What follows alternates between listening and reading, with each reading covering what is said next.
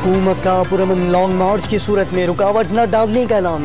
साथ ही धरने के शुरा से निपटने के लिए 2 प्लान तश्कील दे दिए। प्लान ए में शुरा को श्रीनगर हाईवे से आगे नहीं जाने दिया जाएगा। शुरा को रोकने का फैसला हुआ तो प्लान बी पर अमल दरामद होगा। PTI क़यादत की गिरफ्तारी का प्लान भी तरतीब। इमरान खान ने अमेरिका से मुबैना धमकी देने वाले ओहदेदार की बरतरफी और कार्रवाई का मुतालबा कर दिया। CNN को इंटरव्यू में चेयरमैन PTI ने दावा किया कि अमेरिकी सिफारत खाना डोनाल्ड लू की धमकी से पहले पार्टी मेंबरान को बुलाता रहा। अरकान पार्लियामेंट को खरीदने के लिए लाखों डॉलर लगाए गए।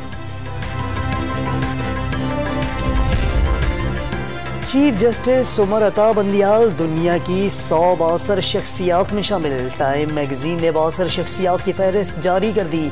अमरीकी सदर जो बाइडन, चीनी सदर शी जिनपिंग और रूसी सदर पुतिन भी शामिल। इंसानी हुकूक के कश्मीरी रहनुमा खुर्रम परवेज भी बासर शख्सियात में शामिल। स्टेट बैंक ने शरह सूद में 1.5% इजाफे का ऐलान कर दिया। बुनियादी शरह सूद 14.25% पर आ गई। और पाकिस्तान और भारत के दरमियान एशिया कप हॉकी टूर्नामेंट का मैच ड्रॉ। कौमी टीम इवेंट में दूसरा मैच कल इंडोनेशिया के खिलाफ खेलेगी।